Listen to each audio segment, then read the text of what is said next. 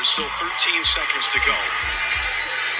Quickly, they actually have a chance to get Bucker in field goal range here. Chiefs, wow. On the middle. Oh my goodness. It's going to be a 48-yard attempt. Wow, only Mahomes gets you in the easy field goal range. So hundreds of thousands around the planet. The kick is good. It's going overtime.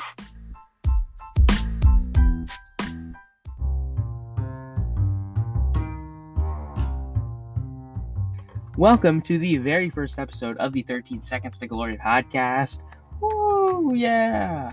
As you can tell from the podcast name, I'd like to say that up front, I am a massive Chiefs fan. Now, if you accuse me of being a homer, then I'm completely disgusted that you'd even bring that up.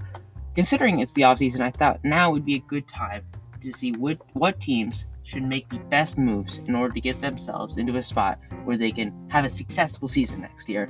And each week, I'll be covering a certain division. So this week is the AFC West division. Today, you'll be hearing the Chiefs version. I'll be discussing what moves the Chiefs can make to get themselves in the best possible position to enter the next season. That's what I'll be talking about today. But tomorrow, you'll hear the Broncos version. Then the next day after that, you'll hear the Chargers. And the day after that will be the Raiders, because the Raiders are the worst team in the AFC West. Then, the very next week, it will be the AFC East division's turn. So that'll be the Patriots, the Dolphins, the Jets, and then finally, but not least, the Bills. And because I named it the 13 Seconds Podcast, I thought I should give it a warning for Bills fans that the name of this podcast might invoke bad memories. And it's not on purpose, but it kind of is on purpose. I mean, it's celebrating arguably one of the best moments in NFL history, certainly one of the best moments in Chiefs history.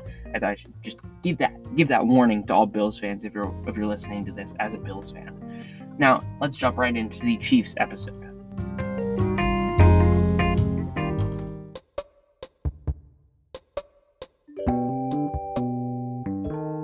So, according to OverTheCap.com, the Chiefs are sitting at around $3.4 million in cap space. Now, of course, with restructures, Tim Patrick Mahomes' contract by front-loading it to the signing bonus, and essentially the fact that the cap space really isn't a real thing. We saw Brett Veach and Clark Hunt really manipulate the salary cap last year when they essentially rebuilt the entire Chiefs offensive line. So salary cap isn't really a huge deal. However, unrestricted free agents absolutely are a huge deal for the Kansas City Chiefs. And it's going to be what I talk about for a lot here. Now, the three big guys who are unrestricted free agents for the Chiefs are Tyra Matthew, Melvin Ingram, and Orlando Brown Jr. Now, for those who don't know, unrestricted free agents essentially mean that these guys can be signed by any other teams, which can essentially poach players off of other teams because they're unrestricted free agents. However, the Chiefs can also offer these guys new contracts and get them back.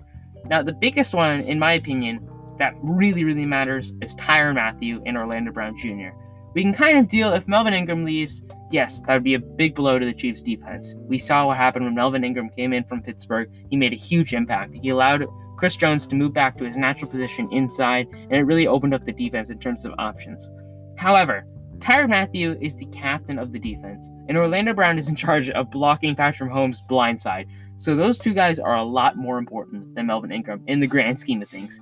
However, Tyrann Mathieu is going to be 30 when the next season starts. He's going to be 30, so he's kind of leaving his prime. He's hitting his prime, but he's kind of leaving at the same time. He'll be a $14 million cap hit against the Chiefs. $14 million. That's his estimated annual value, or AAV. And he's an unrestricted free agent, $14 million.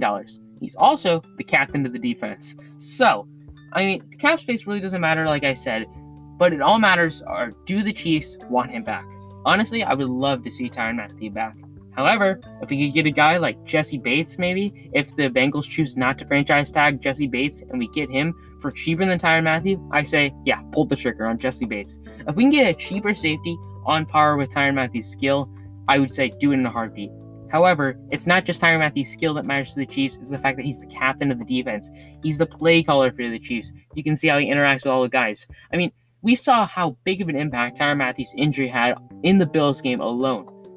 So, I think Tyrann Mathieu is a huge priority, but I don't know if he's going to return for the next season. Honestly, if it were me, I would let Tyrann Mathieu go. It'd be really hard, but I think you kind of have to let him go.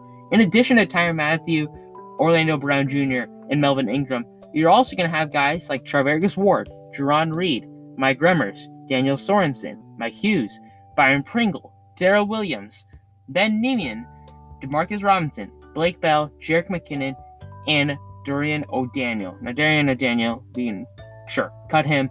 And then, obviously, I think the Chiefs are obviously going to cut Frank Clark and Anthony Hitchens. So this is going to have a decent amount of cap space back. So if the Chiefs really, truly wanted to, they could get Tyra Matthew back. But that would mean sacrificing a couple of those guys that I just read off on the list right there. I think you want to keep Andrew Wiley if you really, truly, like if you have the cap space, I'd say keep Andrew Wiley. He's only $920,000 in terms of average annual value.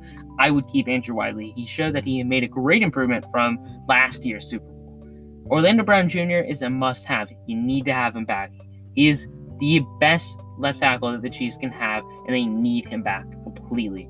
Jarron Reed, I'm sorry, he got to go. He's got to go. With the amount of pressure that the Chiefs got is absolutely disgraceful, especially in the playoffs. I mean, Joe Burrow got sacked 9 times against the Titans, and we sacked him once. That's not good. Charvarius Ward, you need him back. As much as I think Charvarius Ward is kind of limited and he kind of commits a lot of penalties, you need him back. He's the best corner that we've got. And unless you want to bring in a big free agent acquisition in the offseason, you have to keep Charvarius Ward.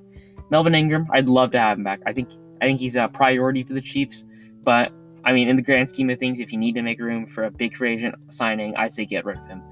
Mike Remmers, he's just a depth piece, honestly. I would keep him around only for the depth. But if you can find someone better, I would say do it. That's kind of the story with a lot of guys on this list. If you can find someone better and cheaper, you do it in a heartbeat. Because these guys are not like top-end players. However, you need them. Because the Chiefs are kind of short-staffed, especially in these positions. Daniel Sorensen, I'd say, is probably gone. Demarcus Robinson, I don't see a future with the Chiefs. I think they're going to keep him around. But he feels like he's kind of hit his ceiling in terms of the Chiefs. Darrell Williams and Byron Pringle. 2 pretty important guys. I think we'll see them re-sign and back. Blake Bell is most likely going to be gone. I'd say the one guy I'd really like to have back is Jerick McKinnon. Jerick McKinnon made a great impact in the playoffs. I mean, I think if the Chiefs stick with the run game, we probably win against the Bengals because it felt like Jerick McKinnon was getting a solid 7-8 yards every single play. So I'd love to have Jerick McKinnon back. He's kind of the guy who's like, yeah, I think we can get him back. Plus, we'll probably get him back on the cheap, most likely. I mean, that's just the hope for the Kansas City Chiefs. So ultimately, on guys I'd say we absolutely need to have back. Absolutely need to have back. I would say Orlando Brown and Charvarius Ward probably are those 2 guys. Tyrann Mathieu, as much as I'd love to have him, I'd say he might have to go. And I'd love to have Jerick McKinnon back as well. Then, I mean, the Chiefs' salary cap situation, like I said, we should be pretty good. With restructures to Patrick Mahomes, cutting Frank Clark, and cutting Anthony Hitchens, we'll be fine on cap space. Let's transition to the biggest needs in the draft and this offseason. Now, I think for the Chiefs, I think number one priority in the draft and free agency is the defensive line. You need someone to rush the edge. You need someone to rush up the middle with Chris Jones. Jarron Reed and Frank Clark are just not cutting it. They're not. If you can get Melvin Ingram and Chris Jones, they're really good. But we saw what kind of an impact a guy like Micah Parsons has for the Cowboys. You need someone who can get off the edge, who is explosive. Frank Clark just does not have that explosiveness anymore. And then for interior rushers, again, Jarron Reed does not have the explosiveness. He's not that good. So we need to absolutely stock up in free agency on edge rushers and interior linemen. I'd say third priority would be secondary or receiver. These kind of can go interchangeably in the third and the fourth spots. Obviously, I'd love to have another wide receiver to kind of couple with Hill, Kelsey, and Hardman, but it's not a must-have. I'd say this is like a 4th-round draft pick, a 3rd-round draft pick. Honestly, if Cornell Powell works, we might not be having that discussion, but he just did not work out. And then finally, in the secondary, like I said, it can kind of switch off with the receivers, but I'd love to have another corner option, another safety option to replace inevitably Tyrann Mathieu if he ends up leaving. I'd love to see him back, but we need someone in the secondary. And I found an article from Nick Jacobs. He's kind of outlining the biggest needs for the Chiefs. And he kind of goes over what I said, but he said will linebacker, a weak side linebacker to replace Nick Bolton, assuming he slides to middle linebacker.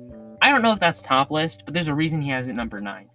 Then he says slot receiver, which I completely agree with. Byron Pringle, we kind of use him in the slot, but essentially it's going to boil down to we need a tall wide receiver who can be a good third option. Josh Gordon was supposed to be that, and he wasn't. For some reason, that experiment failed. I might make a video on that, but it was very weird how the Josh Gordon experiment just absolutely failed.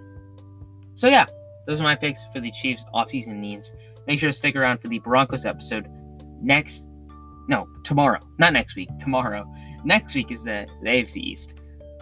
Thanks you so much for watching, and thank you so much for listening.